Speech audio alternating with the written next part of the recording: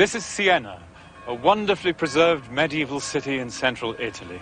At its heyday, around 1300, it was one of the most civilized and prosperous places in Europe. Siena and the other Italian city-states of its time, like Florence, can stand as a new beginning in our story of Western art.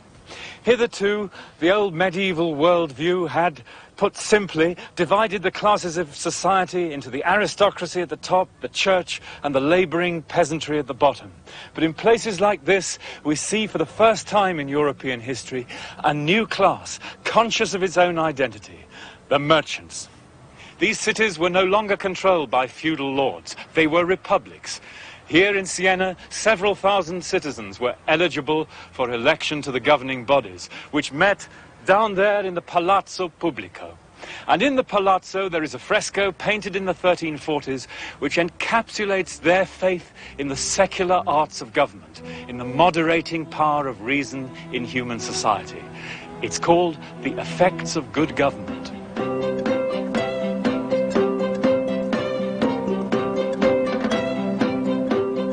This marvelous fresco, painted by Ambrogio Lorenzetti, was the first panoramic landscape on this scale in Western art.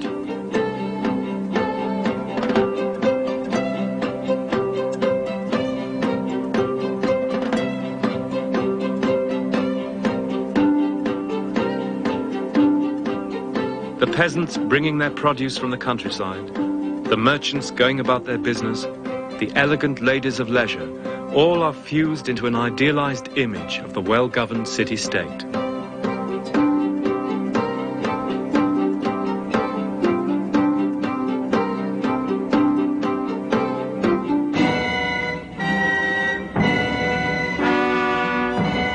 Eight years later, the Black Death devastated Siena. It killed the artist Lorenzetti and half the population of Europe. It was the greatest catastrophe in the modern history of the West, but surprisingly, for some regions, the plague was a springboard for economic growth.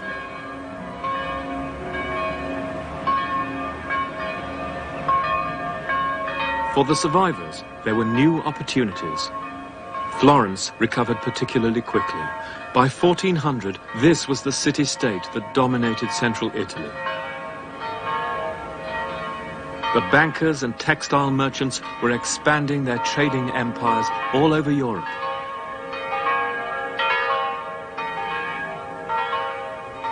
Over the next 100 years, an extraordinary interaction took place in Florence.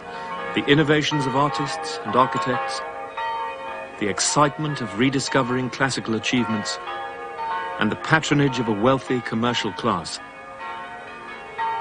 These key elements brought about a series of artistic and intellectual breakthroughs that came to be known as the Renaissance, literally the rebirth of learning and culture.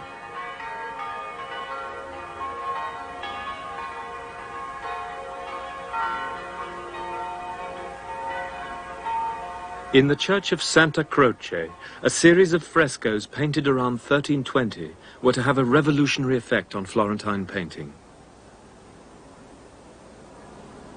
Here, the great merchant families competed with one another to commission the leading artists to decorate their chapels. In the chapel of the Bardi family, Professor John White of University College London describes how these medieval images came to life. This is a Franciscan church, and the Franciscans were the passionate preachers of the late medieval world. They used their words to tug at the emotions of the faithful, rich and poor alike. And at the same time, the painters increasingly tried to bring the Gospels and the stories of the saints to life before their very eyes. At first, as you can see in this late 13th century St. Francis altarpiece, they did it with stiff, imposing figures and with bright, doll-like symbolic scenes and images. And here next door, in a much ruined fresco, I'm afraid, painted probably only 30 or 40 years later, you can see the revolution represented by the art of Giotto, the great contemporary of the poet Dante. Here is a new, soft, warm reality, a new humanity and pathos, a new ability to take the faithful back and make them feel that they were actually there and filled with love for this loving saint whose love of Christ and love of life and of the beauties of the world wrought a transformation in the spiritual life of Europe. Giotto's frescoes gave a new sense of weight to the human body, a new sense of urgency to narrative painting. They became an academy for later Italian artists. Raphael and Michelangelo came here to learn from such dramatic images as this, in which St. Francis receives the wounds of Christ upon his hands and feet.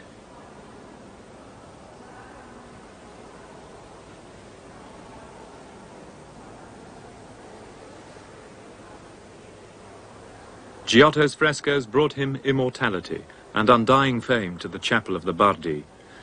They and families like them were moneylenders to the popes and kings of Europe. They were the pioneers of the new world of international finance, and the coinage of Florence, the gold florin, became the common currency of Christendom. Even John the Baptist, the saint of the desert and the enemy of luxury, is depicted surrounded by gold florins on the cover of a book containing the rules of the coin makers.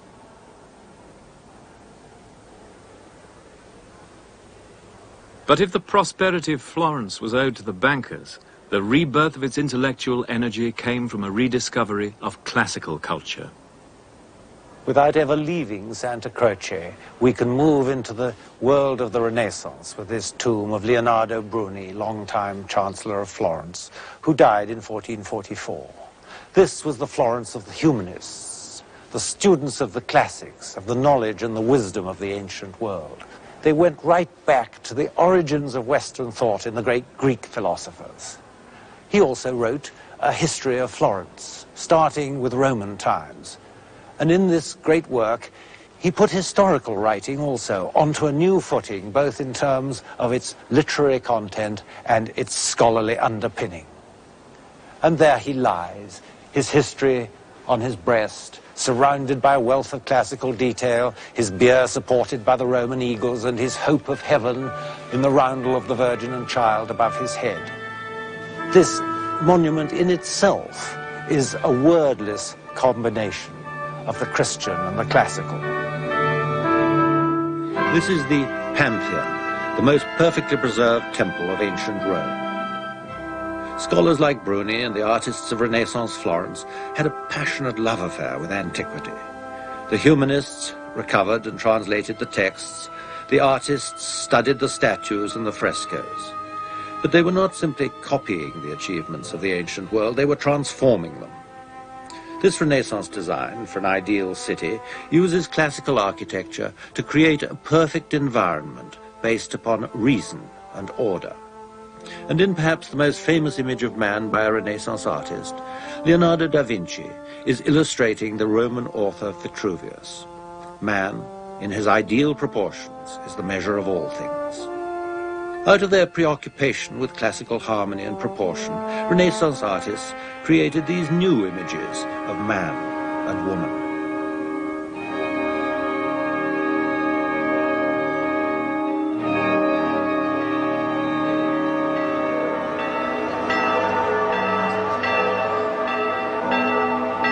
Inside the Palazzo Vecchio, the 5,000 or so Florentines who had the right to vote would meet, summoned by the bell in times of crisis.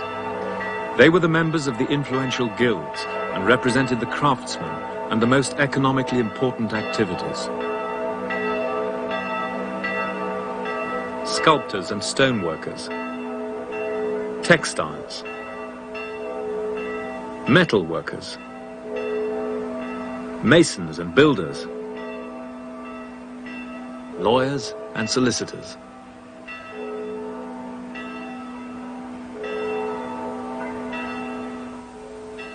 The engine driving the art of Florence at the beginning of the 15th century was competition between the guilds and competition between the artists commissioned by them.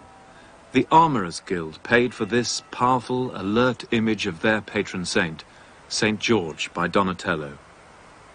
Roman art transformed into a vision of Christian courage. The Bankers' Guild paid for Ghiberti's expensive bronze statue of St. Matthew, the patron saint of money changers.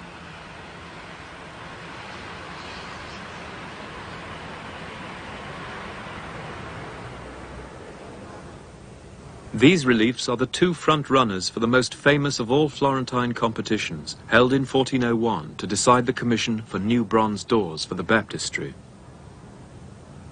The subject is the prophet Abraham, about to sacrifice his son Isaac, and this entry by the young Brunelleschi emphasizes the violence of the act. Abraham holds Isaac by the throat to plunge the knife in. The angel seizes Abraham's wrist in a dramatic last-minute intervention.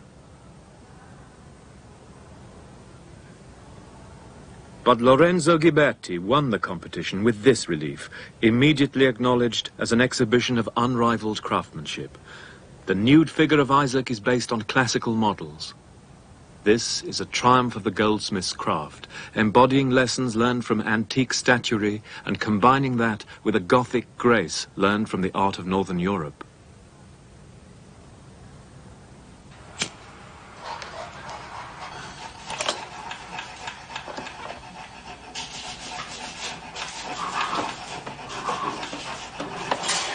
Florence is still a thriving centre for the goldsmith's art. This is the studio of Signor Giorgio Chileri at the south end of the Ponte Vecchio, and he works here as a master with his apprentice craftsmen.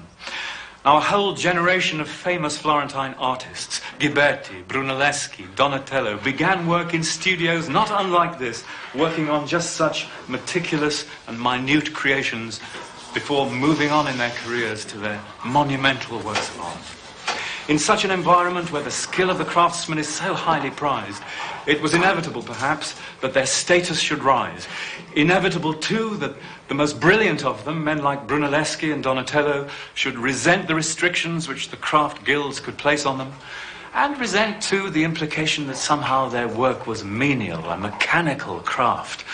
And so, increasingly during this century, such artists came to see themselves as the equals of their patrons, no longer humble, anonymous craftsmen, but self-confident, ambitious, intellectual practitioners of the liberal arts, famous beyond their own city.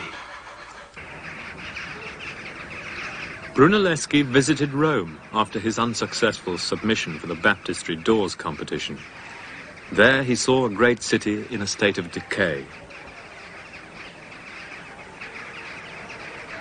The sheer scale of the Roman ruins and the building techniques he analysed provided inspiration for the greatest problem of structural engineering in Italy: how to complete the cathedral being built in Florence.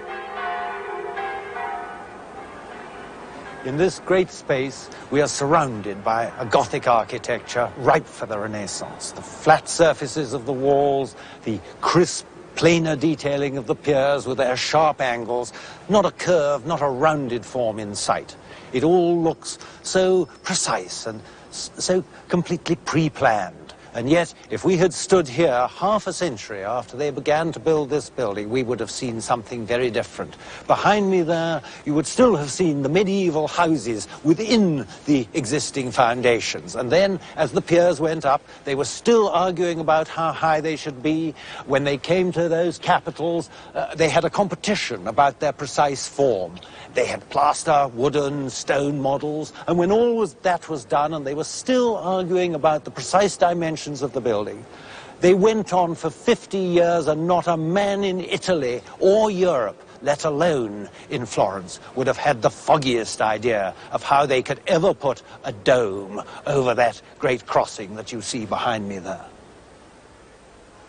In 1417, a conference of architects was summoned from all over Italy to discuss the problem of how to construct the dome, and eventually Brunelleschi was entrusted with the commission.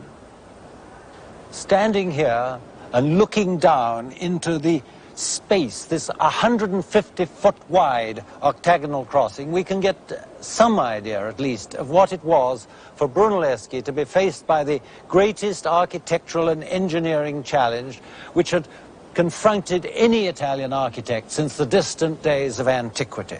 It was quite impossible to fill this space with a forest of timber, and even if it had been, it would never have supported itself, let alone the weight of the cupola during its construction.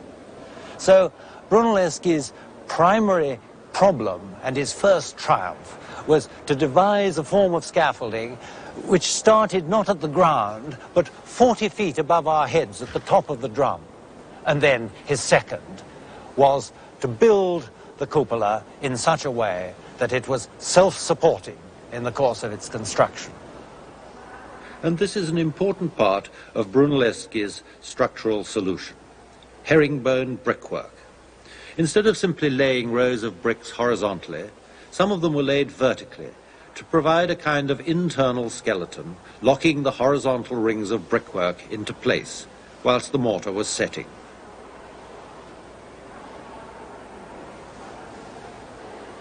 Enormous scale involves enormous weight, and Brunelleschi's masterstroke in building his cupola was to devise a double shell, built first of stone and then of brick to lighten it still further. We are standing in one of the passageways between these two shells, and that, of course, solved his whole problem of access for his building materials and, of course, for subsequent maintenance, whilst the great ribs which bind the inner and the outer shells together ensure its strength and structural stability.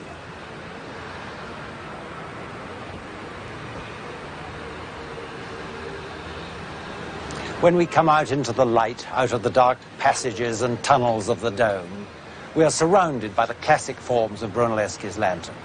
As we look down, we can immediately understand exactly what his great contemporary and fellow architect Alberti meant when he spoke of this magnificent cupola rising above the skies, ample enough to encompass in its shadow all the people of Tuscany.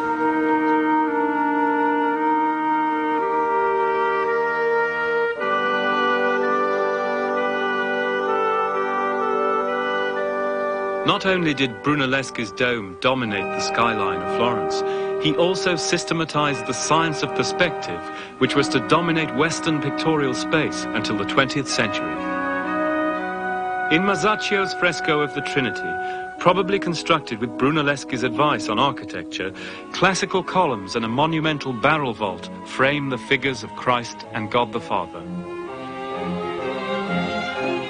Here is the interaction of painting, architecture, and the mathematical analysis of space that was unique to the Florentine Renaissance.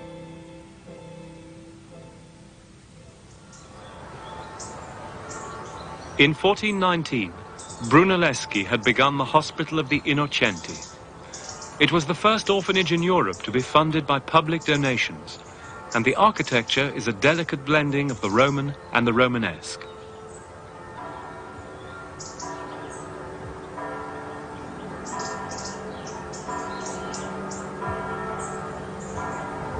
It was Brunelleschi's architecture which the painter Fra Angelico depicted in his fresco of the Annunciation, which awaits you at the top of the stairs of the monastery of San Marco.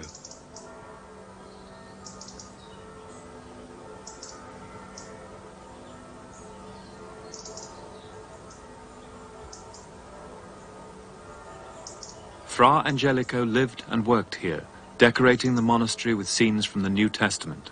Scenes striking for their simplicity and serenity.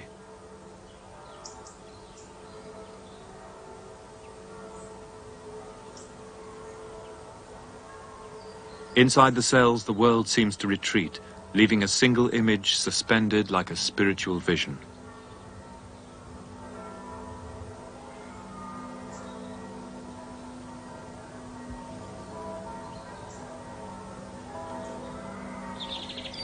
The buildings and frescoes of San Marco were paid for by one of the wealthiest Florentine bankers, Cosimo de' Medici, whose family symbol adorns the walls.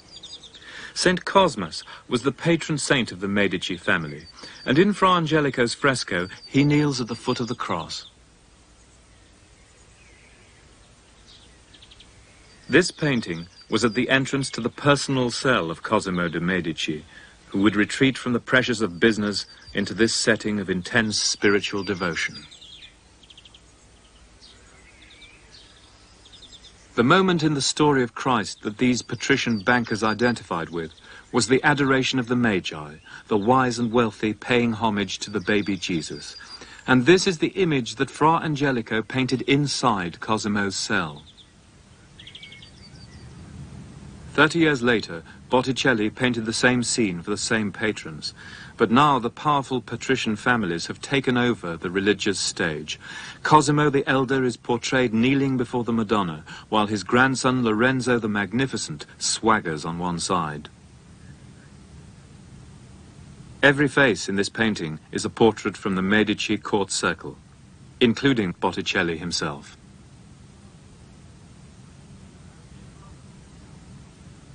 In another Botticelli portrait, a medallion of Cosimo the Elder is held by a fashionable young man. Botticelli's painting epitomizes the shift in patronage during the second part of the 15th century, away from the world of public competition into the private space of the Florentine palazzo.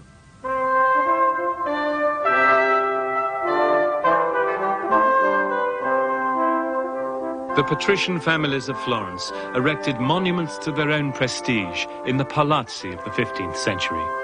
Palazzo Rucellai by the architect Alberti was admired for its classical detail and the elegance of its proportions. More magnificent was the palace designed for Cosimo de' Medici. This was not simply a home, but the center of a vast banking empire. Massive doors and rough rusticated masonry on the ground floor, increasingly smoother stonework above, created a style that was to be imitated by palaces and banks in Europe and America for the next 500 years.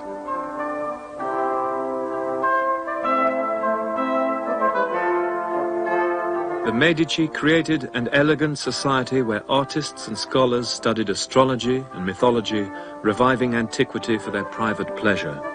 Cosimo commissioned the humanist Ficino to translate the works of Plato, and out of this intellectual climate came the paintings of Botticelli, combining the sensuality of pagan mythology with themes and images from Christian art.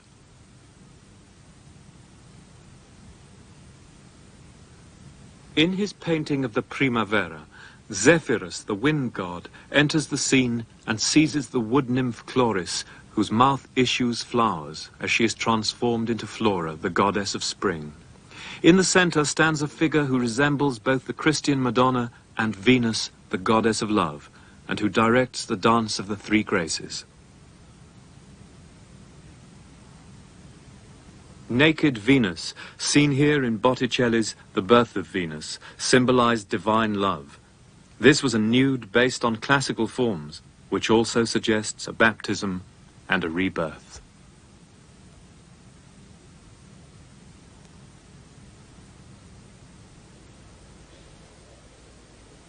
In Renaissance Florence, the nude again became the focus of artistic effort. Donatello's David, probably commissioned by the Medici, with its obvious reflection of the Roman past, is a masterpiece of technical virtuosity and erotic suggestion. But it was more than that. It was also a brilliantly inventive symbol of the Christian faithful, armored only in the Word of God.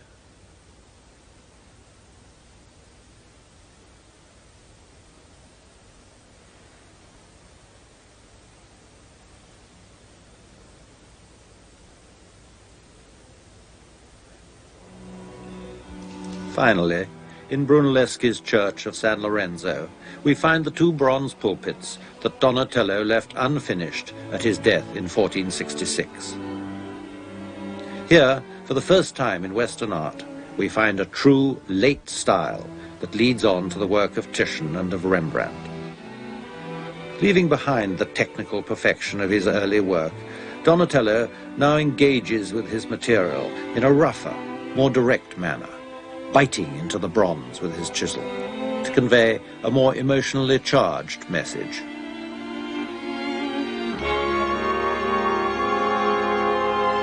Here, in the harrowing of hell, Christ's urgent figure reaches through the crowding souls to seize the arm of Abraham and pull him to salvation.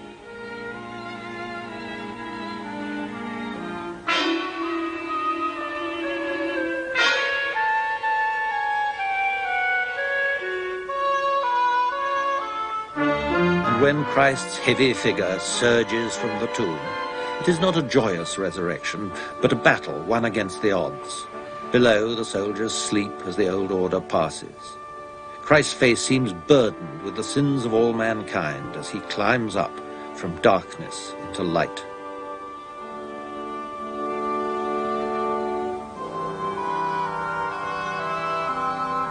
The fleeing devil of the harrowing has become a scorpion on a Roman shield. Then, finally, the drama of salvation is resolved as the ascending Christ looks down in love and takes his leave of his apostles.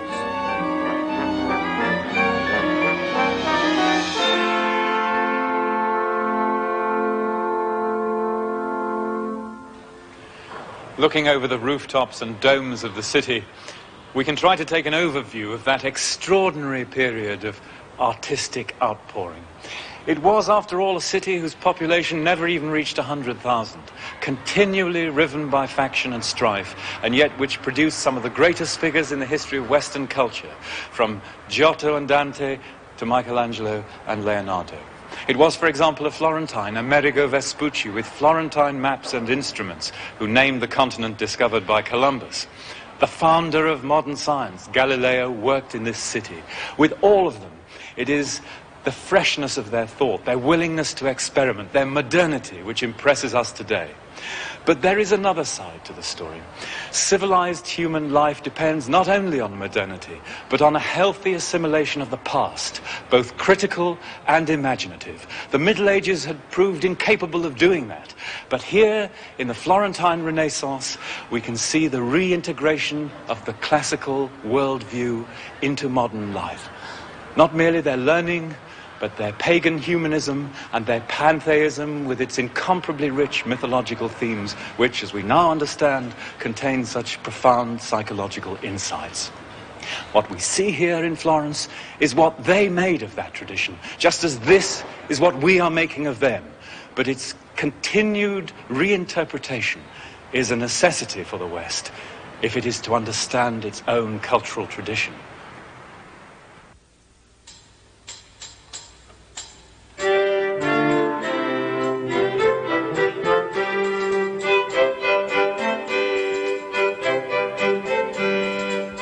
The art of Renaissance Florence came out of the city-states of central Italy. By contrast, our story of art in Northern Europe begins in the late medieval courts of France.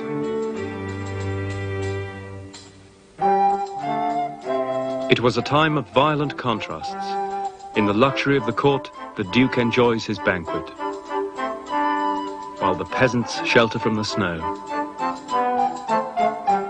In their hovel, they bear themselves by the fire.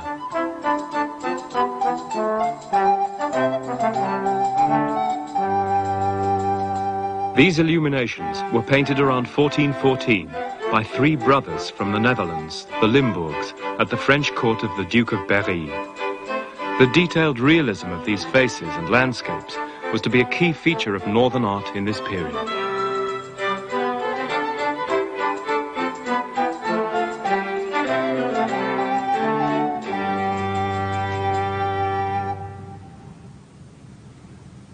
The Limburg brothers began their career working for the brother of the Duke of Berry, Philip the Bold, Duke of Burgundy.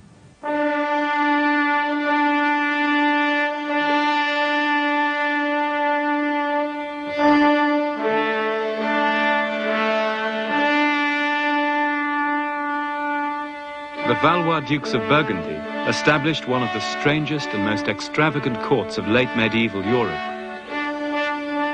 From their base in Burgundy, by marriage and diplomacy, they acquired large areas of the Netherlands to build an extensive, though fragmented state of vast wealth.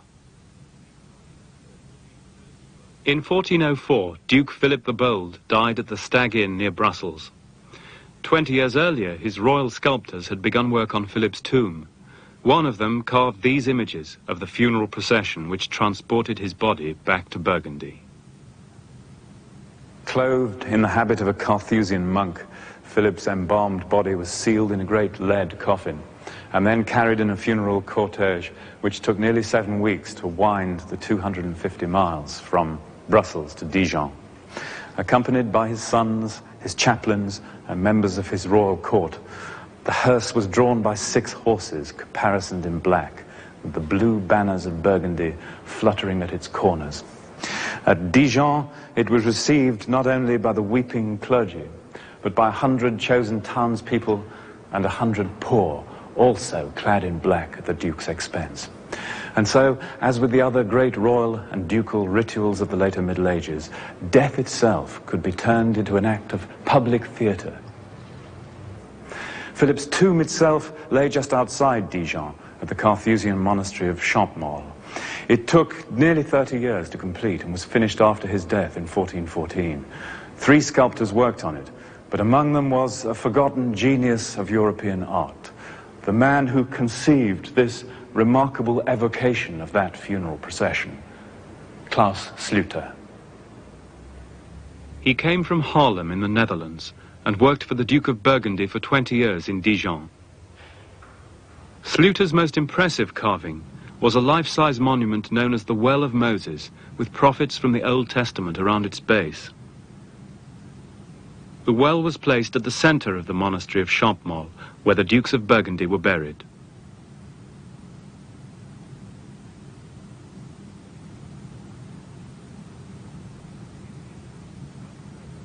In Italy, Donatello was only 10 years old when Sluter began to carve these figures, which display an intense realism never seen before in European sculpture.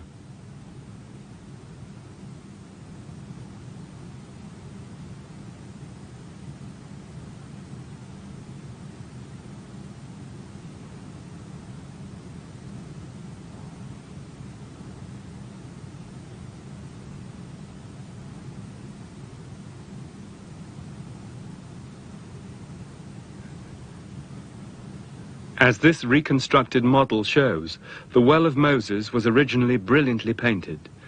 The prophets deliver their prophecies like figures from a medieval mystery play.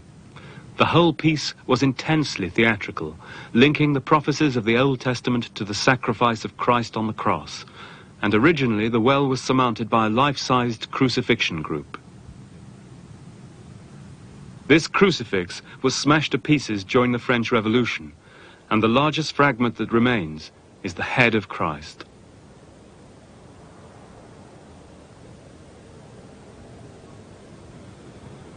Somehow, Sluter's carving conveys both the agony of Christ on the cross and the release from suffering which death has brought.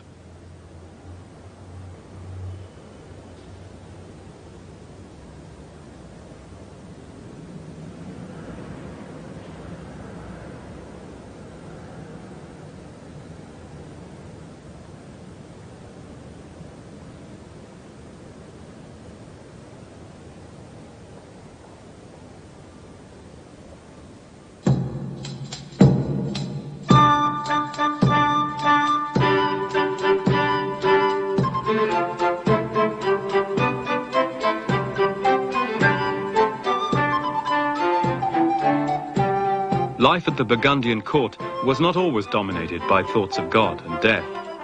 The Dukes of Burgundy were famous for their tournaments, their banquets, and their extravagance. They placed great importance on all the arts, so their court could be seen and heard as one of the grandest in Europe. Because this was a travelling court, moving between the palaces of their scattered duchy, many of their artistic treasures were portable: tapestries, metalwork, and illuminated manuscripts. All this medieval extravagance was principally paid for by the Burgundian Netherlands, the most highly urbanized area of Europe. During the 15th century, Bruges became the busiest port in northern Europe, while Brussels and Ghent became 2 of its largest industrial cities.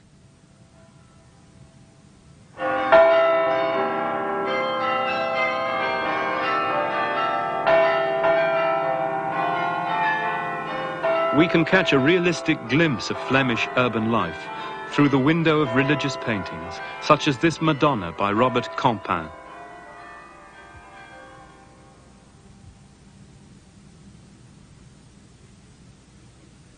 In Italy, 15th century artists used perspective and the study of antiquity to depict a suitable setting for their religious paintings. By contrast, a northern painter such as Campin, in his Mérode altarpiece, saw no great divide between the distant past and the present, between the look of antiquity and the late medieval world. Joseph, in his carpenter's workshop, is depicted with detailed realism, both the tools of his trade and the townscape visible through the window.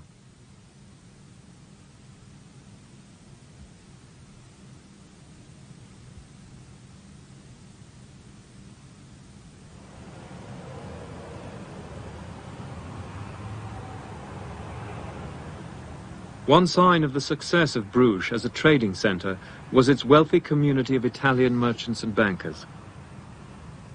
Out of this community came the most famous wedding portrait in Western art. Here in 1434, Jan van Eyck shows Giovanni Arnolfini, a hugely wealthy Italian moneylender and tapestry dealer to Duke Philip the Good of Burgundy. He is about to marry an equally wealthy young Italian, Giovanna Cenami, whose family lived in France. And here you see the shifty, rabbity banker, one hand raised and the other joined to that of his new bride. The artist proclaims his witnessing presence in a bold Gothic legal inscription in Latin. This reads, Jan van Eyck was here. While Italians were developing their illusionistic art with the assistance of mathematically reasoned perspective, northern painters, led by Jan van Eyck, used many translucent layers of pigments in quick-drying oils to produce uniquely convincing pictorialism.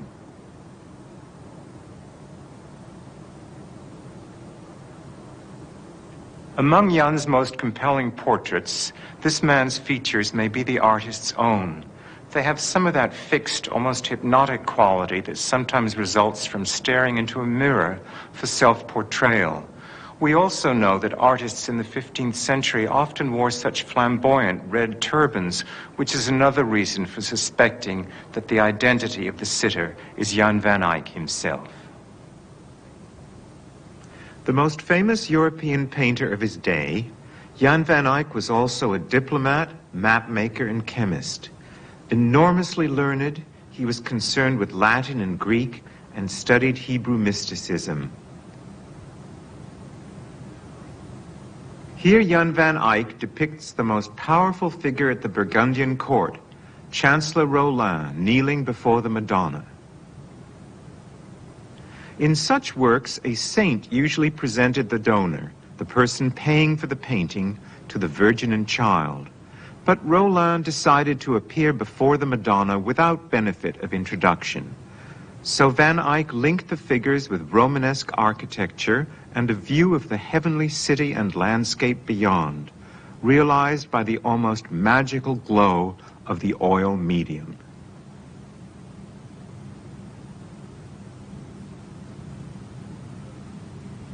Nicholas Rollin was the chief minister of Duke Philip the Good of Burgundy for nearly 40 years. He became one of the wealthiest and most powerful men in Europe, and at the height of his career, he made a spectacular donation to charity.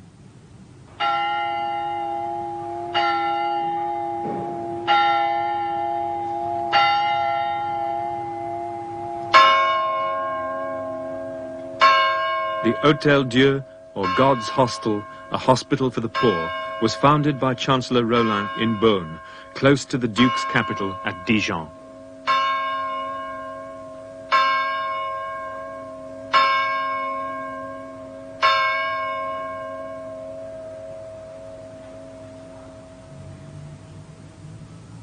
The initials of Nicholas Rollin and of his wife Guigonne de Salin and their coats of arms appear in the stained glass and the floor tiles of the buildings, making it clear that the hospital was a gigantic memorial to the donors.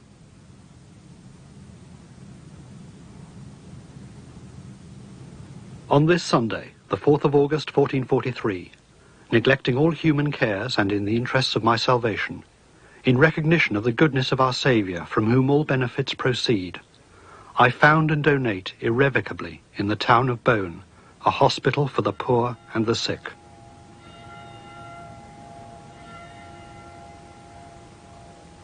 Such acts of piety were often performed by the rich in the Middle Ages for the good of their souls, but seldom on this massive scale.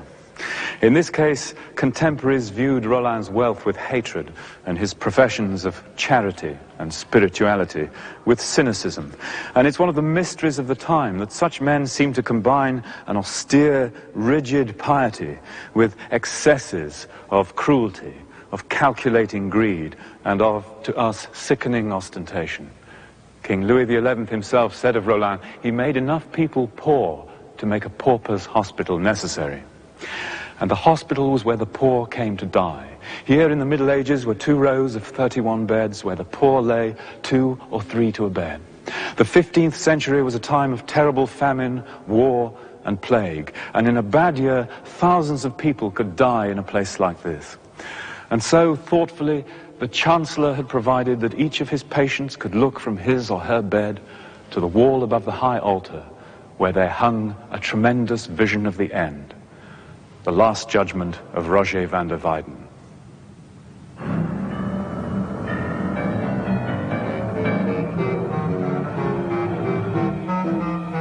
On the day of judgment, the dead rise from the earth to be judged by their Saviour.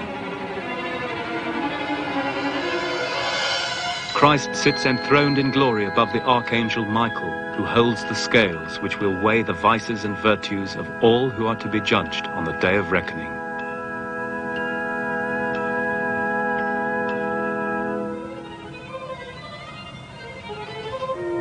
St. John the Baptist, Mary, the 12 apostles, and other holy figures intercede on behalf of the sinners, and the lucky few are ushered through a bland Gothic gateway into the kingdom of heaven. This painting was done with bright colours, so it could be seen by the sick even from their deathbeds. Van der Weyden excelled at depicting the inner emotions of his characters, and on Christ's left we see the damned in a state of frenzy, drawn inexorably towards the flames of hell. There are no demons to drag them down. In the words of a local theologian, the weight of sin upon the conscience is sufficient to make the damned fall into hell as heavy as lead.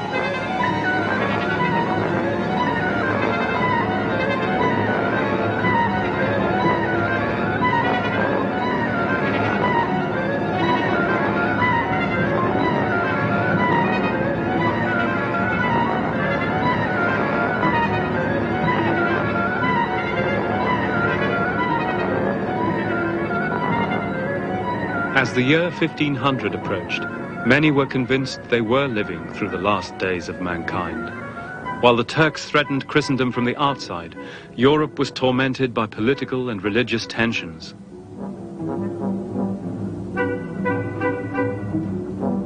In the Netherlands, Hieronymus Bosch painted this strange vision of hell, composed of images suggesting the psychological disintegration of the late medieval world and the tensions of his time.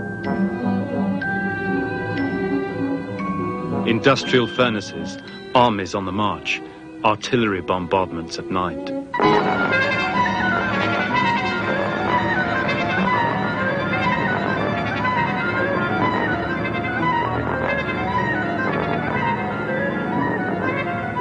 The German printmaker who took the apocalypse, as described in the Revelation of St. John the Divine, and transformed it into his own pictorial territory was Albrecht Dürer, the first major artist to publish his work in the form of a book. Dürer exploited contemporary interest in the revelations of St. John by designing and carving 15 woodcut block prints, which reduced the 22 chapters of St. John's text into an extraordinarily action-packed visual adventure which swept Western Europe. It made him the most famous graphic artist of his day, and the series itself was of enduring fame, used by artists, sculptors, painters, graphic designers for the next 500 years. Albrecht Dürer was clearly a precocious artist. He was the son of a Nuremberg goldsmith and drew this portrait of himself at the age of 13. He became the first artist in Western art to make a detailed series of self-portraits throughout his life, analyzing his changes of mood and image.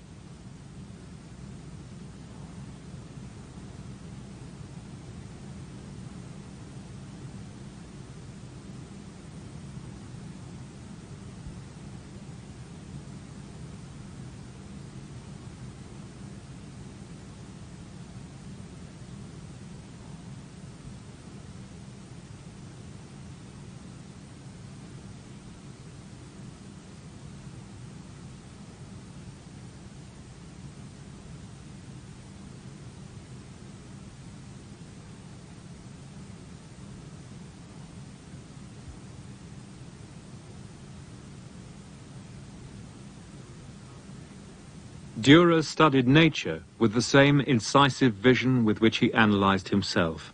He was one of the first artists to go into the open to paint watercolors from direct observation. He wrote, "We German artists have grown up like wild trees in the forest, knowing nothing of the rules of proportion and perspective."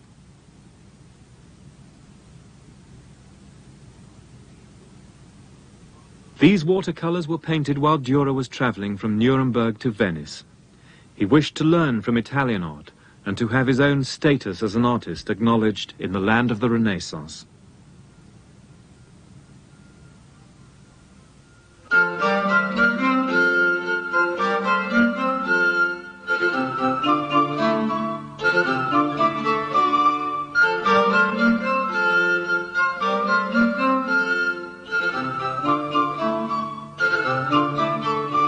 Venetian paintings from around 1500 show the city that Dürer visited, the wealthiest trading center in Europe. Giovanni Bellini, who painted this portrait of the Doge of Venice, was described by Dürer as very old, but still the best of the Venetian painters. The young German was gratified that this Italian master should ask him for one of his works.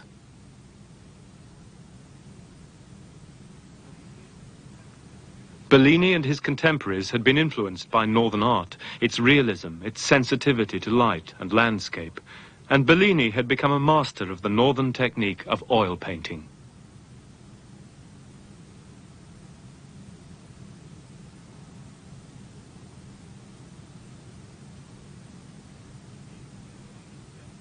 In his depiction of St. Francis, the whole landscape seems to convey the ecstasy of the saint's vision.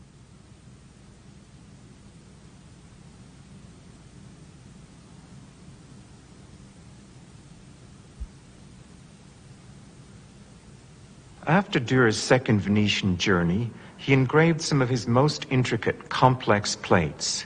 In Night, Death and the Devil, the artist takes the equestrian statue he had seen in Italy and rides it into a northern forest. Here is the man of action, the warrior, blind to the perils that surround him, death at his side, the devil and devastation in his wake. Dürer's radiant engraving of Saint Jerome is a hymn to the contemplative life, showing his favorite saint in sacred study. Subtlety of light and the detailed depiction of the interior all recall Van Eyck's art.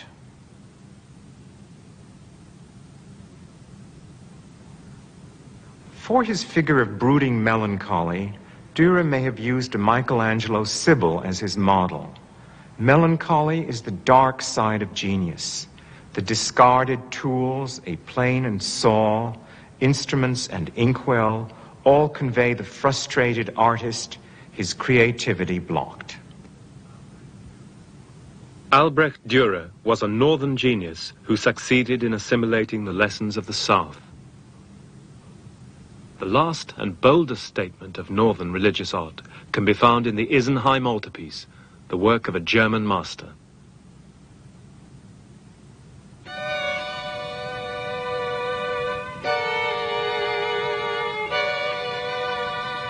This massive altar in 3 stages is by the artist we know as Matthias Grunewald. In many ways, it is the ultimate painting in Christian art. Never again would a painter feel quite so free to express the mysteries of Christian faith, ranging from agony to ecstasy. This altarpiece was painted around 1515 for an Antonite monastery which specialized in the care of skin diseases. The crucifixion is shown with unprecedented impact, in horrific immediacy, like a monstrous affliction, the last word in Teutonic torture.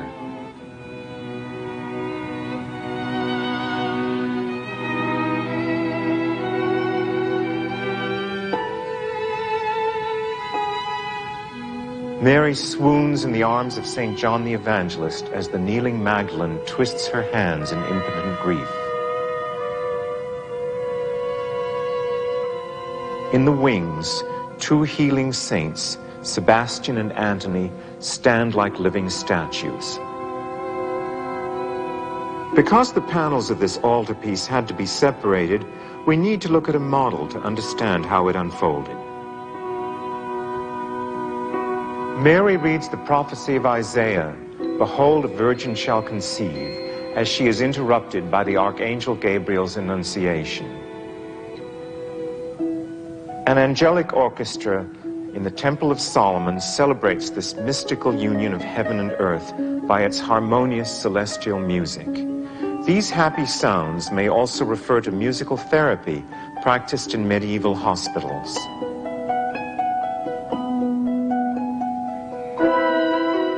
Shown as if defined by light alone, this is the most convincing resurrection ever painted. Prophet of the atomic age, Grunewald conveys a sense of weightlessness as Christ rises.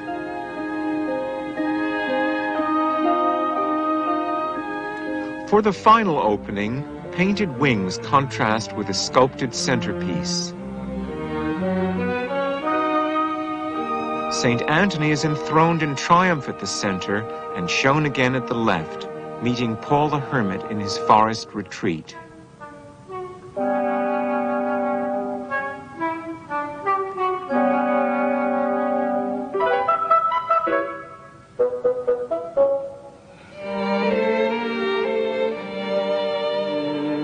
For this scene of St. Anthony's torment and trial in the wilderness, the artist brings back all the irrational, the images of monsters that he saw in medieval art and that of the 15th century.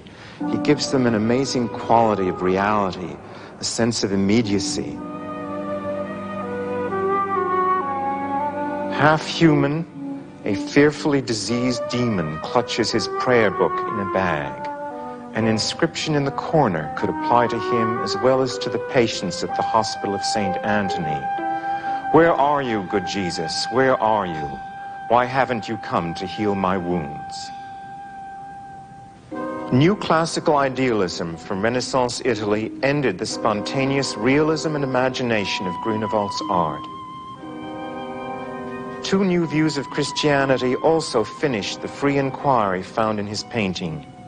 Both Protestantism and Catholicism had their own rigorous ideas of just how religious subjects ought to be shown, and these rather narrow concepts really ended the wild fantasies, the quality of individuality, which is so extraordinarily powerful in the monument that we have just seen. 5 years after Grunewald painted the Isenheim altarpiece, Albrecht Dürer made the last of his journeys. Not southwards to Italy this time, but westwards to the Netherlands, to Brussels and to Antwerp. And there comes one of those electric moments when the life of art and the current of history come together. For there, Dürer was astonished by the beauty of looted Aztec gold, which had been unloaded in ships from Mexico. Wonderful works of art, he called them, the like of which he had never seen in his life. It was also a vision of the future, for the center of gravity of the West was beginning to shift from the Mediterranean to the western seaboard, and to towns like Antwerp and London, which would finance the domination of the West up to the present day. But that lay in the future. In the story of art, the powerhouse was still Italy. And the time of Dürer in the north was, in the south, the time of Michelangelo. And in Rome, the Renaissance was about to reach its climax.